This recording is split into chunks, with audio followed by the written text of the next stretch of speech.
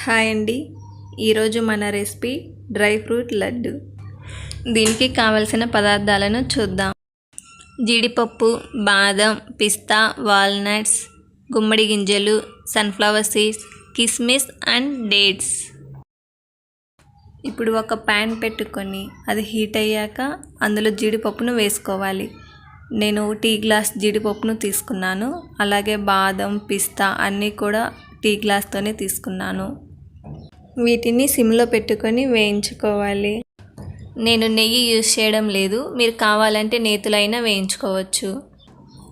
ఇలా colour change అయ్యాక వీటిని వేరొక ప్లేట్లోకి తీసుకోవాలి. ఇప్పుడు బాదం పప్పును కూడా వేయించుకోవాలి. బాదం పప్పు కొంచెం కలర్ చేంజ్ అయ్యాక ఇలా చిట్లినట్లు వస్తాయి. అప్పుడు వేరొక ప్లేట్లోకి తీసుకోవాలి. ఇప్పుడు పిస్తాను కూడా వేయించుకోవాలి.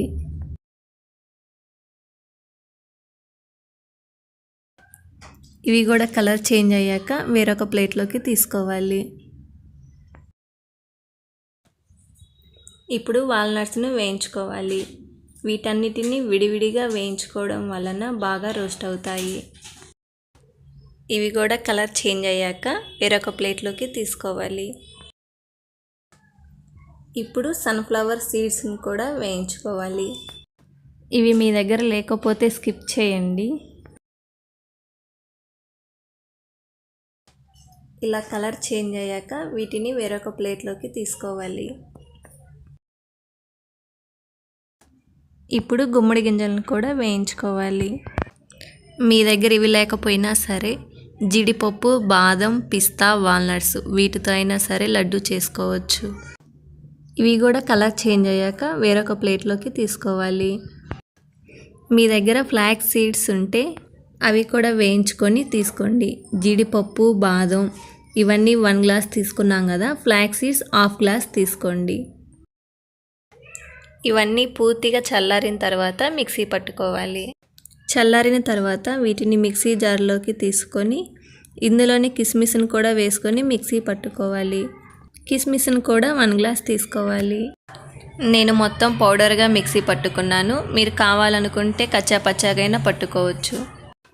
ఈ పొడిని వేరొక బౌల్లోకి తీసుకోవాలి. ఇప్పుడు అదే మిక్సీ జార్లో ఖర్జూరంను కూడా చిన్న చిన్న ముక్కలుగా కోసుకొని మిక్సీ పట్టుకోవాలి.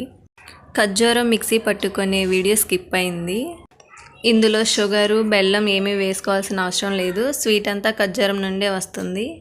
ఖర్జూరం మిక్సీ పట్టుకున్నాక పొడిలో వేసుకొని మొత్తం కలిసేలాగా బాగా కలుపుకోవాలి. వీటిని చిన్న చిన్న లడ్డూల్లా చేసుకొని ఎయిర్ టైట్ బాక్స్లో పెట్టుకుంటే 10-15 డేస్ వరకు నిల్వ ఉంటాయి. మీకు ఈ వీడియో కనుక నచ్చినట్లయితే లైక్ అండ్ షేర్ చేయండి. మీరు కూడా ట్రై చేసి ఎలా వచ్చిందో కామెంట్ చేయండి.